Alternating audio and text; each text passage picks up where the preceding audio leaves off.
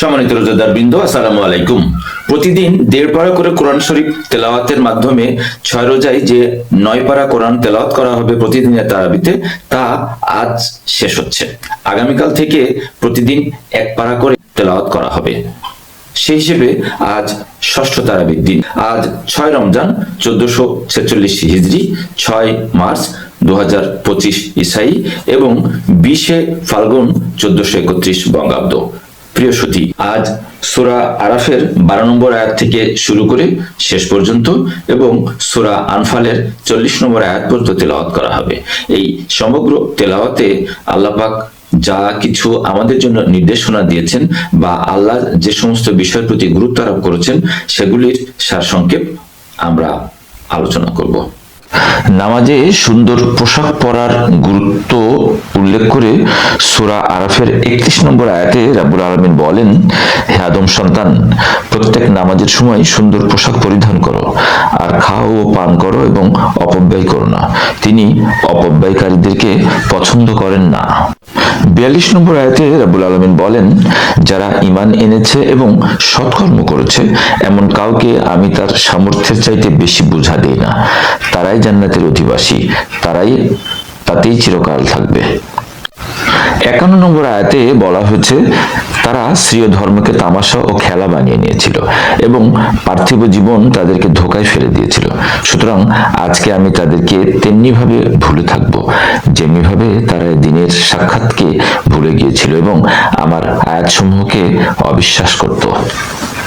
পৃথিবী ও চন্দ্র সূর্য সৃষ্টির বিষয়ে সূরা আরাফের 54 নম্বর আয়াতে রাব্বুল আলামিন বলেন, নিশ্চয়ই তোমাদের প্রতিপালক আল্লাহ, তিনি নভমণ্ডল ও ভূমণ্ডলকে 6 দিনে সৃষ্টি করেছেন, অতঃপর আরশের উপর অধিষ্ঠিত হয়েছেন। তিনি দিনকে রাত দ্বারা আচ্ছাদিত করেন, যাতে তারা একে অন্যের অনুসরণ করে তড়িৎ গতিতে। সূর্য, চন্দ্র ও নক্ষত্র সবাই তার আদেশের অনুগামী। শুনে রেখো, তারই কাজ সৃষ্টি করা এবং আদেশ দান করা। আল্লাহ বরকতময়, তিনি বিশ্বজগতের প্রতিপালক।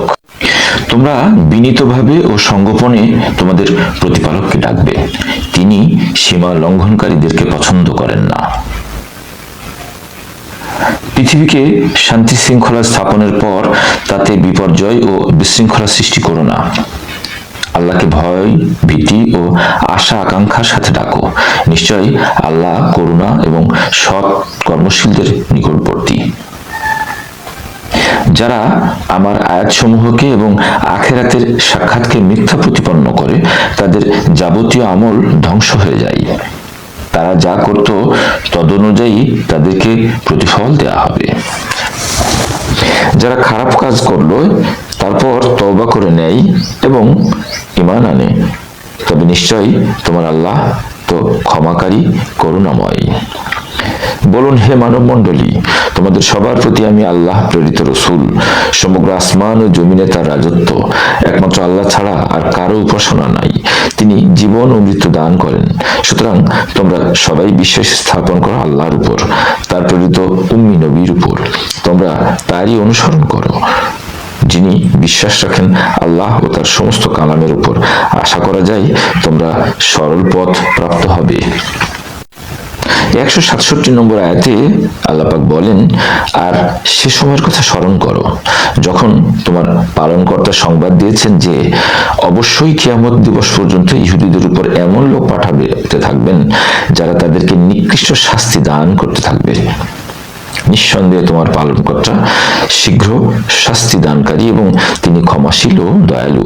অন্যদিকে 170 নম্বর আয়াতে বলা হয়েছে, যারা আল্লাহর কিতাবকে সুদৃঢ়ভাবে আঁকড়ে থাকে এবং নামাজ প্রতিষ্ঠা করে, নিশ্চয়ই আমি বিনষ্ট করব না সৎকর্মশীলদের সওয়াব। হেদায়েত দান সংক্রান্ত সূরা আরাফের 178 নম্বর আয়াত হলো, আল্লাহ যাকে পথ দেখাবেন সেই পথ প্রাপ্ত হবে, আর যাকে তিনি পথভ্রষ্ট করবেন সে হবে ক্ষতিগ্রস্ত। 79 নম্বর আয়াতে বলা হচ্ছে, আমি বহু জিন ও মানুষকে জাহান্নামের জন্য সৃষ্টি করেছি। তাদের অন্তর রয়েছে, তার দ্বারা বিবেচনা করে না। তাদের চোখ রয়েছে, তার দ্বারা দেখে না, আর তাদের কান রয়েছে, তার দ্বারা শোনে না। তারা চতুষ্পদ জন্তুর মতো, বরং তাদের চেয়েও নিকৃষ্টতর। তারা তারাই হলো গাফেল, উদাসীন। অন্যদিকে 181 নম্বর আয়াতে বলা হচ্ছে, আমি সৃষ্টি করেছি তাদের মধ্যে এমন এক দলও রয়েছে যারা সত্য পথের দাওয়াত দেয় এবং ন্যায় বিচার করে। আমি তাদেরকে ঢিল দিয়ে থাকি, নিঃসন্দেহে আমার কৌশল অত্যন্ত সুনিপুণ। সূরা আরাফ আয়াত 183। 186 নম্বর আয়াতে বলা হচ্ছে, আল্লাহ যাকে ইচ্ছা পথভ্রষ্ট করেন, তার কোনো পথ প্রদর্শক নেই, আর আল্লাহ তাদেরকে বিভ্রান্তির মধ্যে উদ্ভ্রান্তের মতো অবস্থায় ছেড়ে দিয়ে রাখেন। কিয়ামতের দিন সম্পর্কে 187 নম্বর আয়াতে বলা হচ্ছে, আপনাকে জিজ্ঞেস করে কিয়ামত কখন অনুষ্ঠিত হবে? বলে দিন, এর খবর তো আমার পালনকর্তার কাছেই রয়েছে, তিনি তো আবৃত করে দেখাবেন নির্ধারিত সময়ে। আসমান ও জমিনের জন্য সেটি অতি কঠিন সময়, যখন তা তোমাদের উপর আসবে অজান্তেই এসে যাবে। আপনাকে জিজ্ঞেস করতে থাকে যেন আপনি তার অনুসন্ধানে লেগে আছেন। বলে দিন, এর সংবাদ বিশেষ করে আল্লাহর নিকটই রয়েছে, কিন্তু তা অধিকাংশ লোকই উপলব্ধি করে না। আপনি বলে দিন, আল্লাহ যা চান তাছাড়া আমি আমার নিজের কল্যাণ সাধনের এবং অকল্যাণ সাধনের মালিক নই।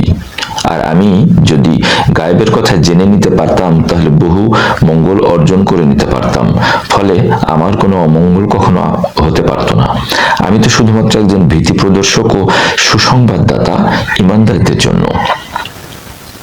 191 নম্বর আয়াতে বলা হচ্ছে, তারা কি এমন কাউকে শরীকে সাব্যস্ত করে যে একটি বস্তু সৃষ্টি করেনি, বরং তাদেরকেই সৃষ্টি করা হয়েছে? আল্লাহকে বাদ দিয়ে তোমরা যাদেরকে ডাকো তারা সবাই তোমার মতোই বান্দা। 195 নম্বর আয়াতে আল্লাহ পাক বলেন, তাদের কি পা আছে যা দ্বারা তারা চলাফেরা করে, কিংবা তাদের কি হাত আছে যা দ্বারা তারা ধরে, অথবা তাদের কি চোখ আছে যা দ্বারা তারা দেখতে পায়, কিংবা তাদের কি কান আছে যা দ্বারা তারা শুনতে পায়? বলে দাও, তোমরা ডাকো আল্লাহর সাথে যাদেরকে অংশীদার করেছ, অতঃপর আমার অমঙ্গল করো এবং আমাকে অবকাশ দিও না। আমার সহায় তো হলেন আল্লাহ, যিনি কিতাব অবতীর্ণ করেছেন। বস্তুত তিনিই সাহায্য করেন সৎকর্মশীল বান্দাদের। 196 নম্বর আয়াত। আবার 197 নম্বর আয়াতে আল্লাহ বলছেন, আর তোমরা আল্লাহকে বাদ দিয়ে যাদেরকে ডাকো তারা না তোমাদের কোনো সাহায্য করতে পারবে, না নিজেদের আত্মরক্ষাও করতে পারবে। আর ক্ষমা করার অভ্যাস গড়ে তোলো, সৎ কাজের নির্দেশ দাও এবং মূর্খ জাহিলদের থেকে দূরে সরে থাকো। আর যদি শয়তানের প্ররোচনা তোমাদেরকে প্ররোচিত করে তাহলে আল্লাহর শরণাপন্ন হও, তিনি শ্রবণকারী মহাজ্ঞানী।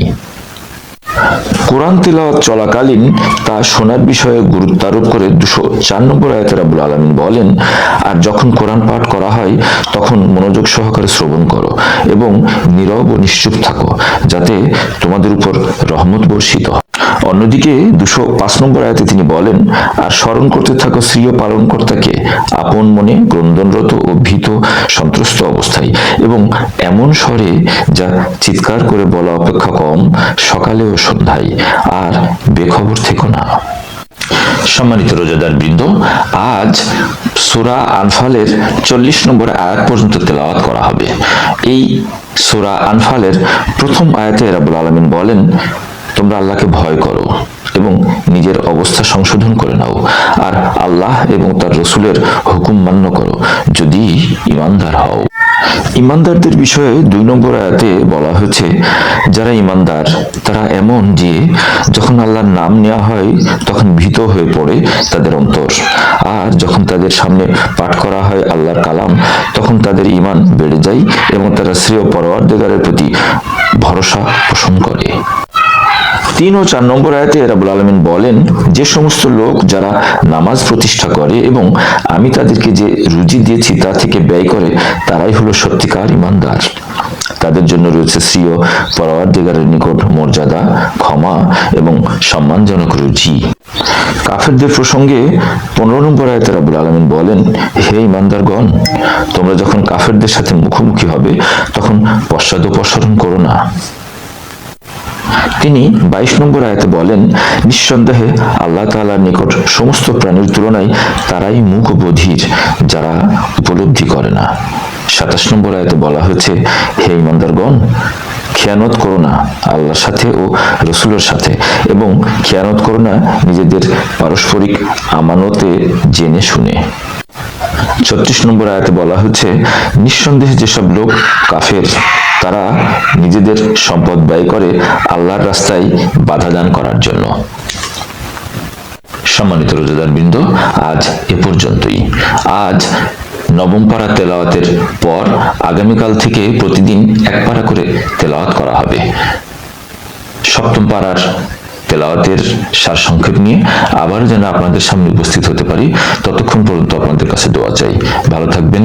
আল্লাহ হাফেজ। আসসালামু আলাইকুম ওয়া রাহমাতুল্লাহ।